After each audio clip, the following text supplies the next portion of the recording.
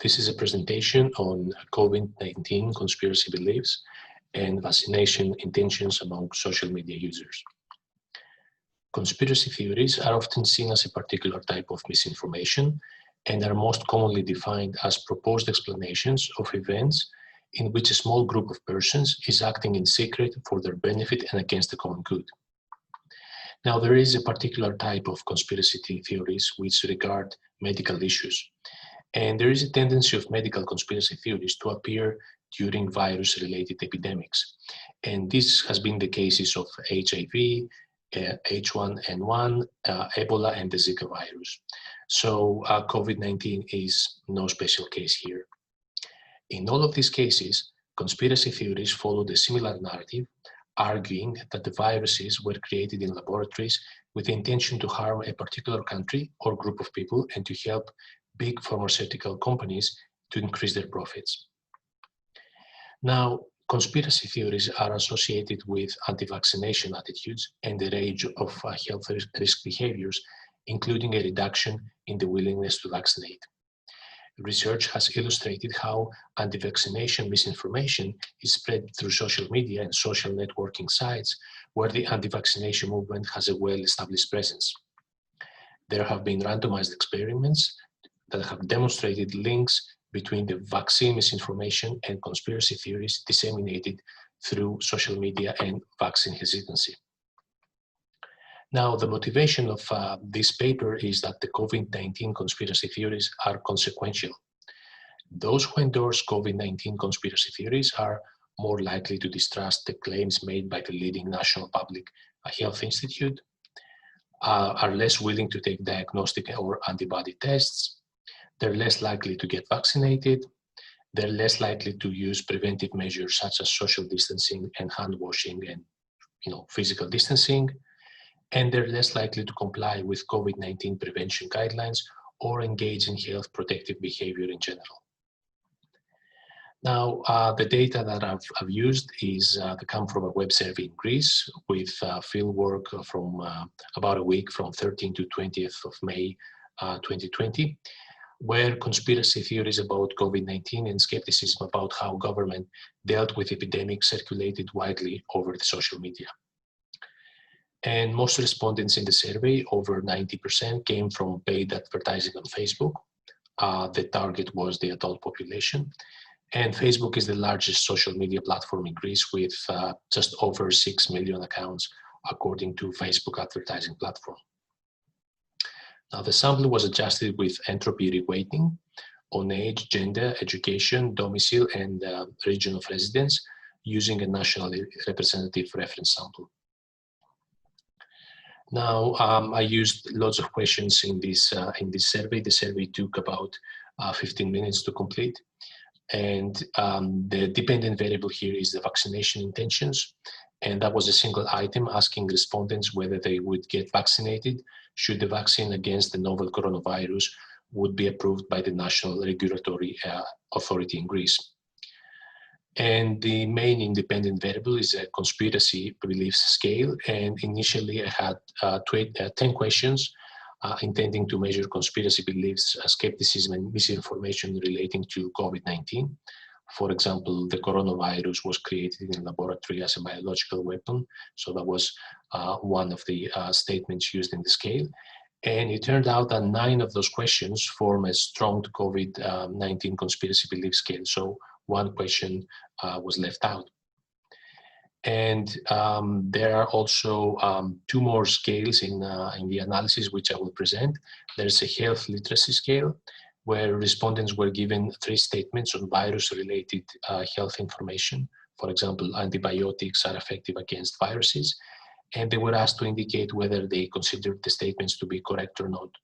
So the more correct answers they got, the respondents got, the higher their health literacy.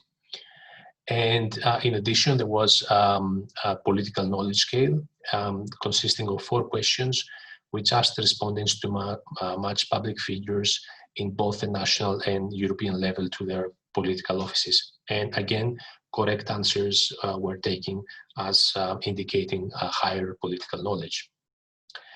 In addition, there were 4 yes or no questions asking respondents whether they consider themselves or a family member to be vulnerable in terms of their health, and whether their employment or the employment of a family member has been affected negatively by the epidemic.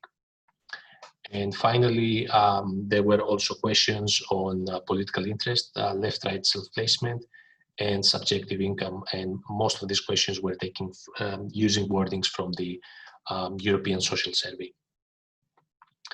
And I just performed a logistic regression where vaccination intentions, yes, no, are the dependent variable. And I had all the scales and the demographics as independent variables. And you can see the odds ratios here. Since odds ratios are a bit not very intuitive to translate to quantities of interest, and you can see here most of the variables are not statistically significant. I'm going to visualize the impact, these effects. So to visualize the effects of these independent variables, I'm using something called predictive margins. And the predictive margins, also known as adjusted predictions or recycled predictions, present a more intuitive comparison of the effect of different independent variables. The predictive margin is a statistic which is computed from the predictions of logistic regression model, where all the responses in the dataset, where the values of the independent variables of interest are fixed at values from different from what they are. So I'm just going to give you an example to see how that works. So here I'm plotting the effect of conspiracy beliefs. So in order to read this figure, in the x-axis I have the number of items endorsed. So this is whether the respondent has endorsed none of the conspiracy items, or 1 or 2, and so on. So at 0, we see the probability of vaccination is well over 90%, which means that if all the respondents in the survey endorsed 0 conspiracy beliefs, so endorsed none of the items in the conspiracy belief scale, and all the other variables were as they are, so their age, education, and so on, were at the levels where they actually were in the data set, but instead all of the respondents endorsed none of the conspiracy beliefs, none of the items in the conspiracy belief scale, then the probability of vaccinating, the probability of endorsing a COVID-19 vaccine would be over 90%. And at the other extreme, if someone endorsed all of the items in the conspiracy belief scale, then the probability is near 0. So basically, we see here that the probability falls rapidly after endorsing about 3 conspiracy beliefs, items in the conspiracy belief scale. So that drops below 50%. So any respondent who would have had endorsed more than 3 items in the conspiracy belief scale, and this person would have had a probability of less than 50% of getting vaccinated. And to compare the effect of the conspiracy beliefs to the effect of other variables which are statistically significant in this logistic regression model, I just have a few more plots. And this is, for example, the effect of age. And if you notice in the odds ratios in the table, age is a statistically significant variable. However, we can see here that the effect is very small. The effect is minuscule. So if we compare someone who's 18 years old to someone who's over 70 years old, there is some difference, but the effect is minuscule. It hardly changes the probability of vaccination, even though this variable appears to be statistically significant in the model. And the same goes with the other variables which are statistically significant in the model. So this is the effect of the assessment of your personal health. So if you think that you are in a group which is more likely to have health issues which could affect the probability of contracting COVID-19, or if you're in a risk group, then you have a higher probability of endorsing the vaccine, of saying that, of being willing that you will get vaccinated. However, the difference in the probability compared to if you do not belong to a risk group is very small. And here I'm plotting the effect of income. Again, the higher your income, the more likely is that you will endorse the COVID-19 vaccine. However, again, we do not find such an effect as the case of conspiracy beliefs. So this is a very clear relationship here. It's the conspiracy beliefs that has been driving vaccine hesitancy, at least in Greece.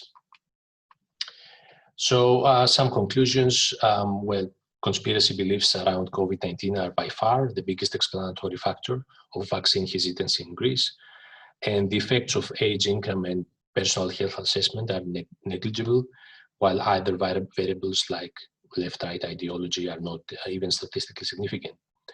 Now, given the plans to inoculate large portions of the world population within 2021, countering the rapid proliferation of COVID-19, conspiracy theories in social media attains a particular importance. And I will just leave you with some implications, something that came up in the news a couple of days ago. The pharmacist was accused of tampering with vaccine, the COVID-19 vaccine in Wisconsin. And according to the media reports, he was a conspiracy theorist. So some pretty important implications of COVID-19 conspiracy theories right there.